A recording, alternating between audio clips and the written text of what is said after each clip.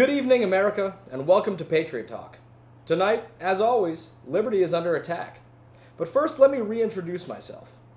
I'm Brooks Tankworthy, and after a 4-year hiatus, I'm coming to you live from the studios of Fox News in New York City. Well, sleepy old Joe Biden has finally been sent to a farm upstate, and I, for one, cannot be happier. You see, I spent the last 4 years as a political prisoner in one of the many Biden hard labor camps set up by the Democrat administration to punish the heroes of January 6th for breaking the law. For 4 long years, I used a shovel and pickaxe to dig mass graves for the vaccinated. I lived in a 4-by-6-foot concrete room and was fed only the flaccid vegetables of Michelle Obama's school lunches. I tried to Shawshank my way out, only to be laughed at by the guards for trying to dig through a concrete wall with a spoon. So I remained locked up, a prisoner of conscience, thrust into the horror of penal incarceration. I'm not ashamed to say that in the camp, I gave my body to men who made me feel beautiful. But I kept my faith. And when I heard that President Trump had been shot in his big, strong ear, I knew we were back. And now that I'm out, breathing the free air of my native land, I'm ready to make America great again. Again. But don't you worry. Even though the party of patriots is back in power, I and my colleagues in the conservative media world will still be angry nearly all the time for reasons that are sometimes difficult to understand. And it is my pledge to you that my reporting of the news will never get in the way of my ideological loyalties. That's a promise. Well, it's been 4 years since we've been together, and some things have changed. President Trump won the popular vote.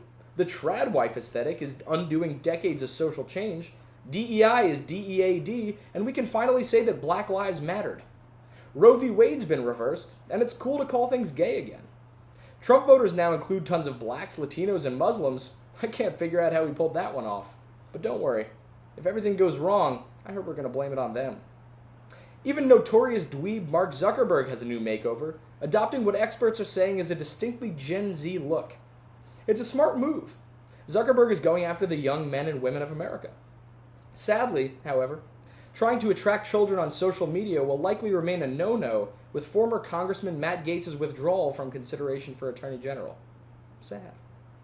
But Zuckerberg has bent the knee to President Trump just like all the other Silicon Valley CEOs, donating $1 million to the president's transition team to make sure the whole operation is safe, comfortable, and true to who the president is deep down inside. Zuckerberg has also announced that Meta, formerly known as Facebook, will stop its totalitarian practice of fact-checking on its social media platforms. He has accurately diagnosed the core problem with American discourse today. Platforms like Facebook and Instagram desperately need to provide even more people with an even greater ability to assert literally anything as true, without any sort of patronizing indication as to whether what they say conforms to actual reality. This is a fantastic development for my colleagues here at Fox, and personally for my own career, so from all of us here at Patriot Talk, we thank you. One thing that hasn't changed is the corruption of liberal New York City, where Mayor Eric Adams is under indictment for, you guessed it, corruption. The liberal Adams apparently took money from the Turkish government in exchange for minor favors, and possibly even one of those little red hats that they wear over there. But Adams' key mistake was remaining a registered Democrat as he perpetrated his pay-to-play scheme. As everyone knows by now, only Republicans are allowed to do this kind of thing. If Adams had only switched his party registration before doing a quid pro quo, we at Patriot Talk would never have let this segment see the light of day. And I say that without any apology. The Chinese Communist Party's youth wing, TikTok, is now banned in these United States. True patriots who evaluate situations like this from all angles are conflicted.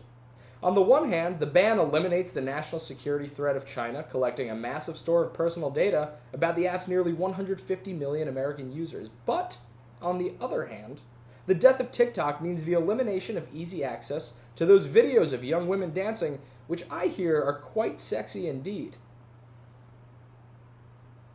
And free speech. Yes, also, First Amendment, free speech, can't forget it.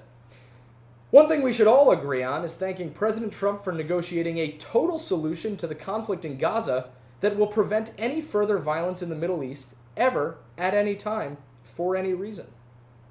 And that's not all he's done.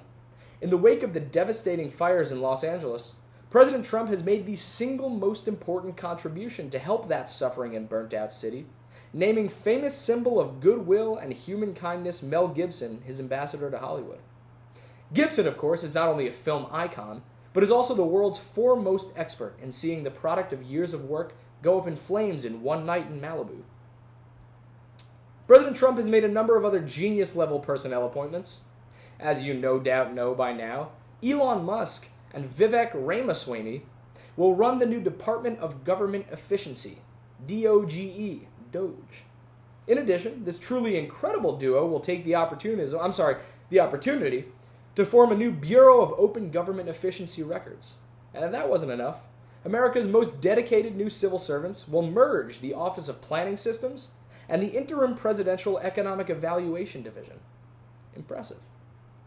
In thanks for their anticipated service, Congress has signaled approval of a measure that would allow Musk to watch the birth of any American child and, after a thorough examination, decide what gender it is and whether it deserves citizenship. In special circumstances, the bill says, Musk can also choose to jump up and down or perform a show and tell of 3 special objects while saying, "See, your baby can't even talk, and I can do this. Do you love me?" President Trump has also made a number of perfect appointments to his perfect cabinet. As you've no doubt heard, Robert F. Kennedy Jr. will lead the Department of Health and Human Services, becoming the first walking medical experiment to ever head that department. My former colleague here at Fox, Pete Hegseth, will be our new Secretary of Defense. And all you liberals pointing out that Pete was appointed despite rape allegations have it all wrong. He was appointed because of the rape allegations. Linda McMahon, formerly the CEO of WWE, will serve as Secretary of Education. It has been reported that on day 1 of the new Trump administration, McMahon will cut the pay of our nation's teachers by up to 40%. Thank God. But we can confirm that she will also establish new regulations allowing teachers to suplex any misbehaving student. The liberal media refuses to tell you that this will actually be the most diverse cabinet in U.S. history. Sure, there are no black people, but Pete Hegseth has tattoos. Kennedy's a potato-eating Irishman. And Linda McMahon, she's a lady with short hair. Imagine that. Meanwhile, the loony left keeps trying to call President Trump a felon. Now, technically, the precise wording of that statement is true. But you know what, commies? We love our felonious president. We're tired of the upright, uptight straitjacket of decency and the law. So the deep state wants to stage a fair trial backed by unquestionably sufficient evidence to convict. Big deal. There's literally no event, fact, or circumstance that could ever make any real patriot change his view of our big tough guy. And if you really think about it, isn't that the American dream? That anyone can become president, no matter what? It makes you think. What the liberals don't understand is that we real patriots want to be ruled by the whims of whoever has the most money at any given time. We yearn to be thrown into the meat grinder of capital and profit. We crawl longingly toward the siren sound of violence and hatred because that's the American way. It's in the Bible. The more money you have, the better person you are. And it's even better if, like our new Vice President J.D. Vance, your hot, racially diverse wife is so mismatched to your weirdly shaped face that it makes people wonder whether her family owed yours a generational debt. We are tired of the upright image of the respectable politician. George Washington may never have told a lie, but he also never made a deal. And besides, it's exciting to abandon time-honored core principles of honor and dignity. If you haven't, I'd highly recommend you give it a try. And remember, anger is your friend. And now we'll close out our show tonight with a cultural update that I'm sure will come as welcome news to many of you. Small penises are back in. Ever notice how any great piece of art in the Western canon features men with reasonable shafts and a beautifully compact pair of balls? Few people nowadays know that it was only in the 70s, with the rise of the Black Panthers and the Back to Africa movement, that America was indoctrinated into the cult of the hefty dong. But now that President Trump is back, we who know better can rejoice and once more take pride in our optimal size. We've heard from many of you at home, and like you, my wife has always said that mine is perfect because the bigger ones hurt. That's all from us at Patriot Talk tonight. Be sure to tune in tomorrow for an explosive investigation into something vague about Ukraine and our exclusive interview with a 4th grader who claims that Greenland isn't actually as big as it looks on the map. Good night, Patriots. God bless you, and God bless America.